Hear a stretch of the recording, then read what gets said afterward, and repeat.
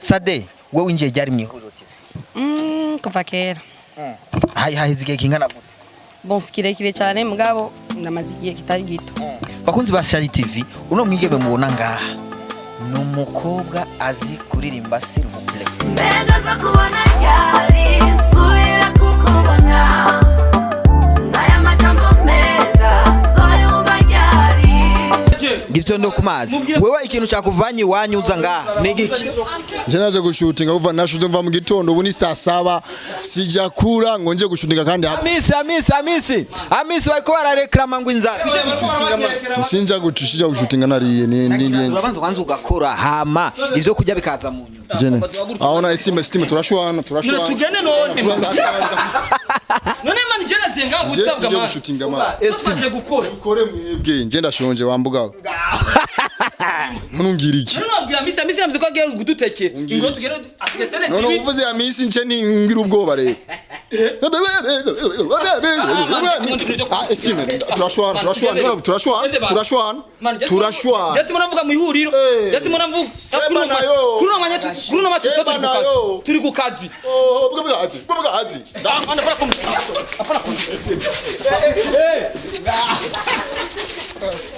Bakunzi ba Shari TV mwe muraba kaga filme ngao shaka naga filme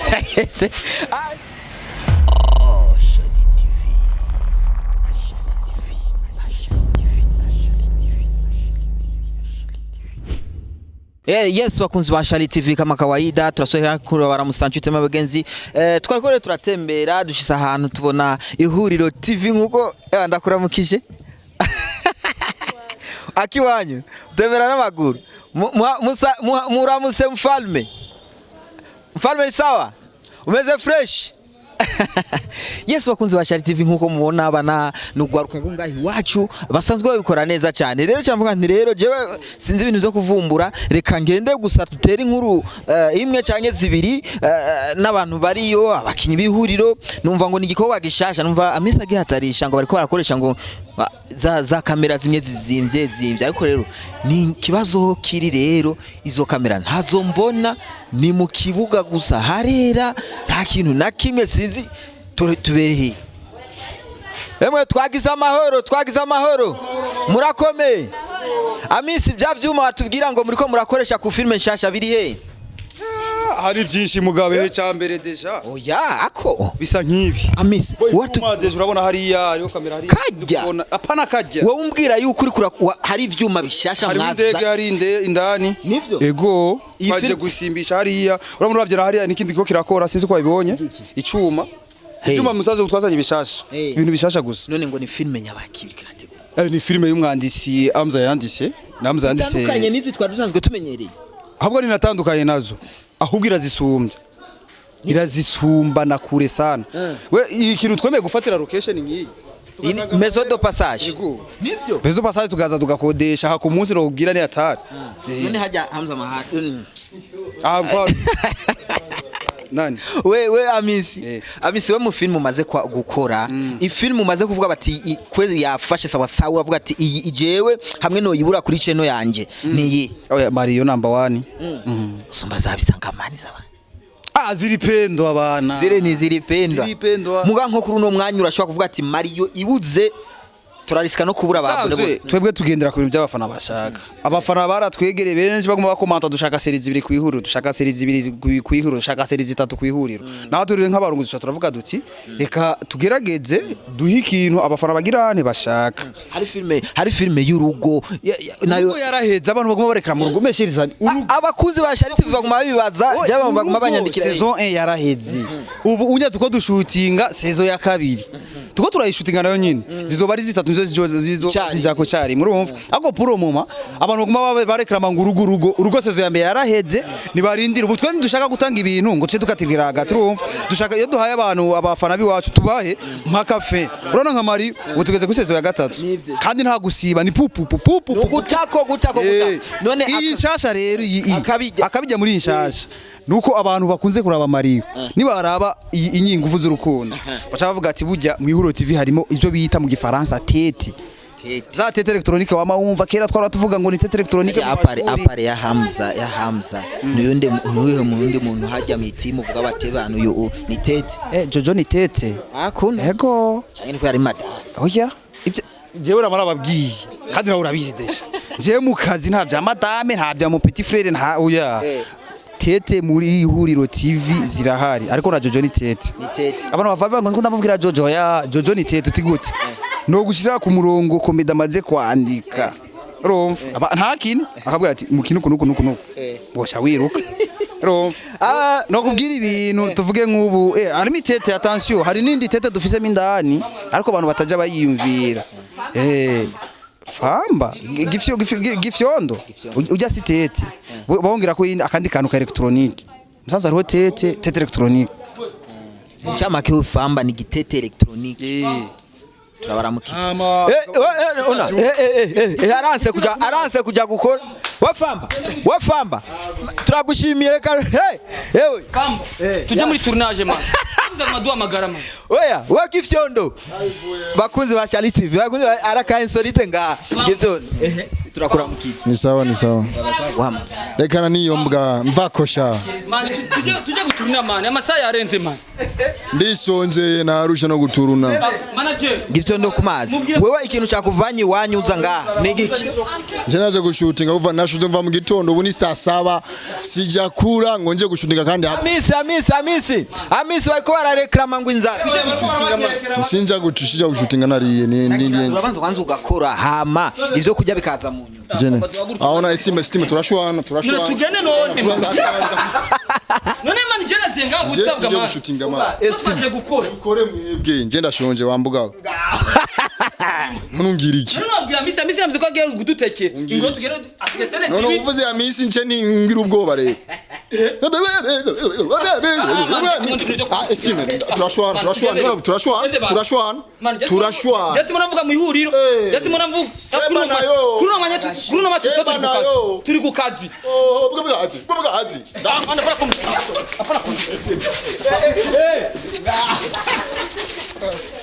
bakunzi ba Charlie TV mwe muraba kaga filme ngao shaka naga filme estime rekaruja ngao estime banza urindire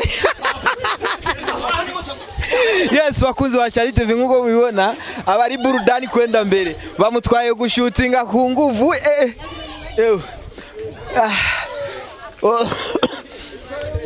ibintu n'amavuta sino jangaho mbeshe kabisa.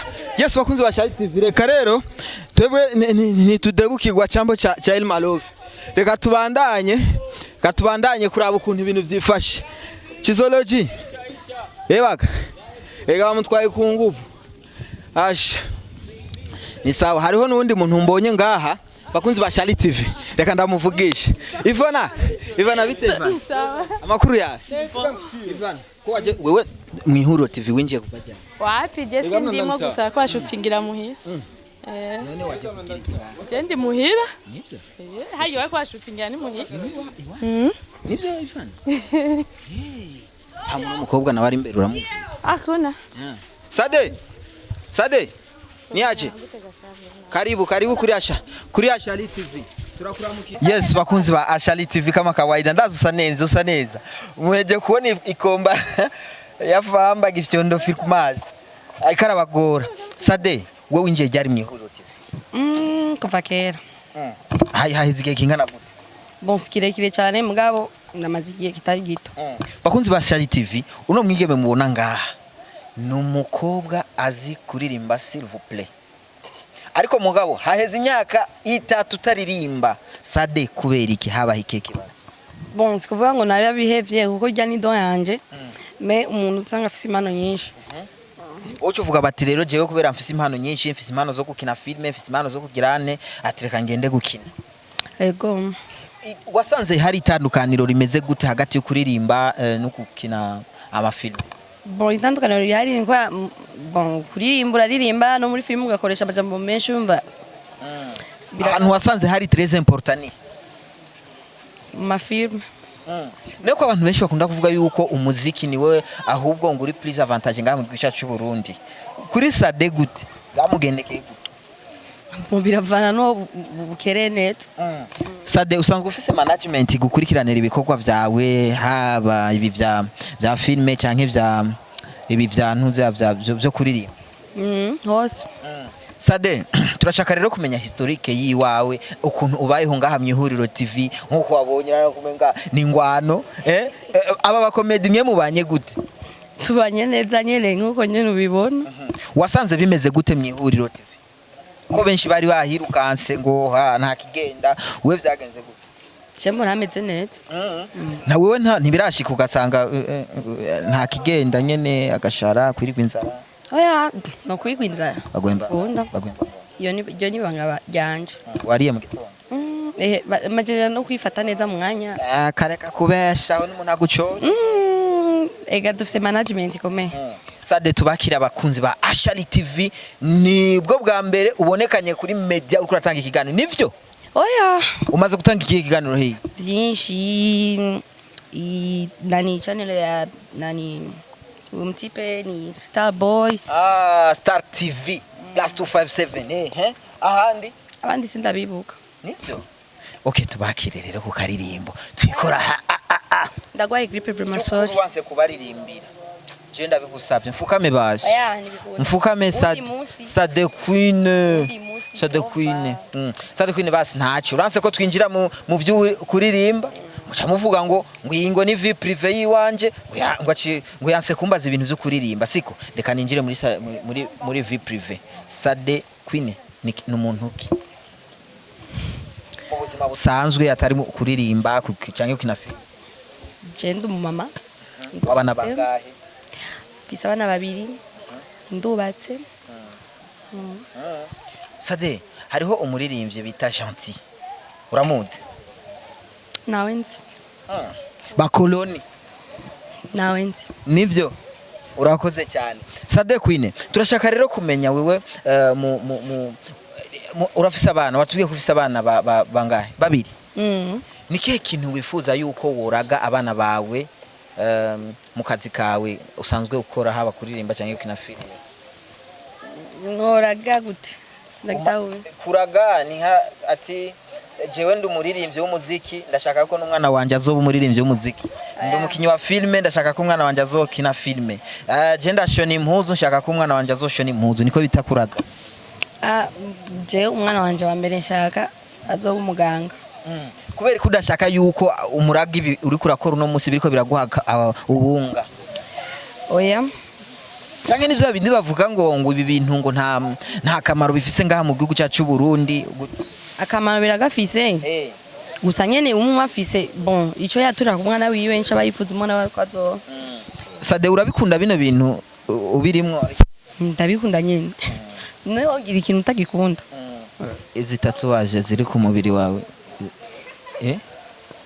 iyi tatuwaje isigura iki? Izina ry'umwana wanje Nuze Lailati. Hame la vie c'est quoi? La vie l'amour la paix. Bisigura nk'abantu batizi igifaransa batazi igifaransa? Ubuzima, urukundo, amahoro. Kubera iki ubuzima, urukundo, amahoro? Kuko nanje nshaka kubamo. Sade Queen ni kihe kintu wewe iyo bakigukoreye mu buzima wumva umuntu wo mwanka kabisa urunuka utifuza no kumubona? Ikintu umuntu yo gukorera mu buzima hamwe ucumufuta mu bantu bawe utifuza no kumubona hamwe n'umuntu yo muguha aboshe ushobora kumukoza ikintu kibi? Umubeshi. Umubeshi bifatikanye no kubinjyaye? Ego. Uramaze kubesha? Cyane gose. Ari habaye none gasha kubesha dibisigura bon nurinda kuvugira nibirinda kukwavetiza yani sinumva yani udusanga nyene bakubesha bigashikanya no. Sade Queen aramaze guhemukirwa? Ego. Hari habaye iki waguhemukiye byagenze gute? Byo tuzobigana ikindi gihe. Nene kubera ikindi gihe rega turashobora kudaswa muri mood over. Hari habaye iki mu ncamake kugira ngo baguhemukire byatanguye gute hama nibimera kugira ati mu kugira ikintu bakigukorera nibarinda kubiguteguza. Hari umuntu yitwa niyo nkuru uramuzi? kumbe ndaje kwenda munzu. uyu niyo nkuru wewe kuri wewe avuze iki Na kimwe. uwo mugushikanira ngaha muri kano kanya akaba ari ngaha jewe mpagaze yakoti uwo mukoze iki Sinzi vraiment. nako amakuru dufise numva yuko mufitaniye amatati hari habaye Bibaho bari gushwana. ushwana habaye erege nta kaburimbo Ivyo tuzobivugana ikindi gihe ndi pause. Kuko raba distressé ndiko ndakina. ni Sade Queen ngo aba diaspora bariko barashaka kumukorera ko bamusamburira urugo ndashaka kubimenya Ega abantu babibama. baguhora iki Sade we ko mbona umenga nta ngorane wifitiye wibane n'abana neza baguhora iki Nishari gusajya abantu. bavuze ngo bashaka kugutumira ngo abajournaliste baze bakugirene ngo baze bakugirene Ivyo tuvyihoze. Sade Queen erega urazi media ni ikintu umuntu wari wese abona rero iyo uvuga ibintu kuri media bisigura yuko ikiza kuba mu nyuma ya media tugarukana ya archive Ivyo tuzobivugana mu nyuma maze kukubwira ubu sindi muri mood nziza. Mama arashaka kundeka ngenda gukina ndibazo. yaje yamisi twavuganye yambwiye yuko wewe uza gusaba gukina sako Aya, byakubesha. Sade ntacyo nta ngorane nubwo twimya amakuru twege nta ngorane mugabo nizere ko hanyuma uzoduha amakuru Sade Sawa sawa. uri umwana w'umukobwa mwiza atangorane wifitiye kandi uri umurundi kazi Nubundi. Ko ntari umukongomani. ikirundi urakizi neza None umva ndiko ndavuga igiswahili. uzi indimi zingahe mu cyama Jewe. Indimi zitatu. iyihe ni Kirundi, Igiswahili, n'Icongereza. Icyongereza agafaransa buhoro buhoro Ego. okay ndavuga ikintu mu gifaransa cyangwa mu cyongereza wowe kimbwire mu kirundi Tuvyihoze mana. Yeba itachemsha bongo. Umviriza nibwo harimo utari muri mude wacemsha bongo. Rero ntacyo sawa. Ndashaka kumbwire parking. Iyo bavuze bati hajya ahantu ni muri parking bivuge mu kirundi. Ahantu wogeza imiduga. Jenzi yuko parking naro babitsi imiduga no kogeza imiduga. No kuvuga ahantu basanzwe bategerera imiduga si muri parking. Oh shit. Sade akabazo kandi tuca duheza nusubazo gusa tutatu tuca duheza ikiganiro cyacu Sade abantu benshi dukunze kumva ngo ujya no mu politike sinzi ngo ujya no mu politike bajya n'abanyepolitike iri jambo politike risigura iki mu kirundi Nenga je no ibintu by'amapolitike gute kandi je ntari mu by'amapolitike Oya hari ukuntu mu ncamake bavuze ati ikirundi None nawe ndakubaza kweki mu makuru nyine bavuga ibintu by'amapolitike nyine Oya nuko erega nanje nyana nabikubaje kugira ngo bimbwire erega je sinkora mu radio je sinkora ku televiziyo Ati nawe uri umujournaliste kaye je ni umujournaliste we je ndi umujournaliste wayi Ashali kaye je ndi umujournaliste None kuza kumbaza ngaho utari umujournaliste Oya bakunzi ba Shari TV muducira urubanza jewe sindi umujournaliste ahubwo jewe ndi umuyutuberi nkorera muri YouTube None kugira urinde uja kuwojinga umuntu bisaga yuko uba kwanza waratiye kuba umujournaliste Oya ibi ntibisaba kuba deja utanga amakuru Jesse niko natanga amakuru none ngaha niko natanga amakuru nyaba None mu mwanya ntuza kuyatanga Oya hazi niko natanga amakuru iki ni kiganiro n'amakuru None waruzi kubera iki muri televiziyo hariho abantu sanga ngo amakuru y'ikirundi siko mugaje bona ngo ikiganiro kijanye n'abana waruzi ico bivako vuga itandukaniro ryaho kuko itandukaniro amakuru y'ikirundi hamwe n'ikiganiro kijanye itandukaniro ryayo ni nko n'ubundazi ari ubunyire kwatanga ikiganiro urashobora no gupostinga umuziki ukonye kujya ari biri differa mugabo ikintu cyose abari kimonyene muje mwese ndabafata nk'abajournaliste twagiye rero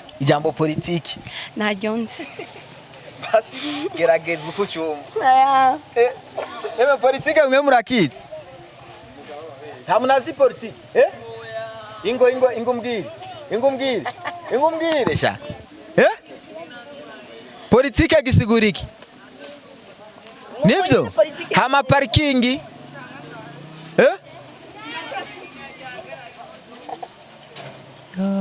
hanyuma bakubwiye bati mpico rirenza ubivuge mu Giswahili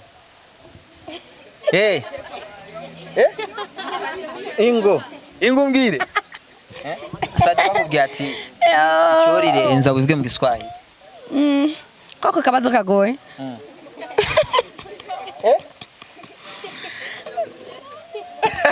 Namagare Famba niyo yobishobora. We Famba. Aje yoshobora. Nacho ndaza kukimubaza Famba. Nakibaza. Nanje nacho nzi kweri chori renza sinzi cyari cyukwe. None jewe washaka rero je unyunzuwe. Cyana gupafura. Sade reka ndagushimire cyane kuri kano kanyumaye. Hama kajambo kamye ku bakunzi ba Shali TV nakandi kajambo wibaza ko ntuba nakubwiye nta kubajije ucu wibaza ongere wishure. Nibaze kandi nishure. Ukavuga ati je none uno muntu wo twagare kwatigeza mbaza kino kibazo. Ibintu nk'ibyo.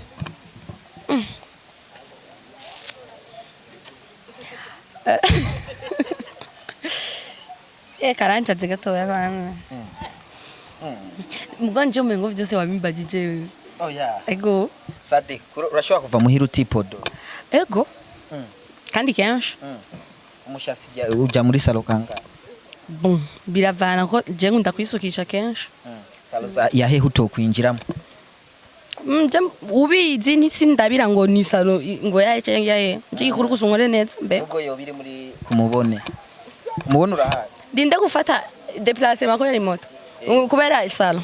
Canja kwa. Oya urashobora gusanga nk'ubuge nko muri mariage yo kumubone. Cyabisa yuko winjira muri salo yo kumubone. Kwanza sinzi namubona yerere. Umwana w'Ibujumbura. None kuba uri umwana w'Ibujumbura. Naje waruguru ndahazi. Muntara zohakujana ntugira ikibazo. Yesu bakunzi ba Shali TV rero akaba ari Sade Queen turi kumwe twaje kubavumbura mw'Ihuriro. Ni upcoming yo mw'Ihuriro akaba asanzwe ari n'umuririmbyi yanse kuturirimbira no kwanse kuturirimbira Sade. Ndagwa gripe. Saba basi rero basezera abakunzi ba Shali TV.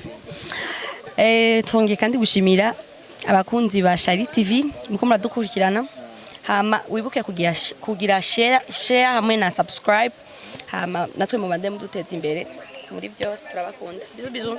Yo.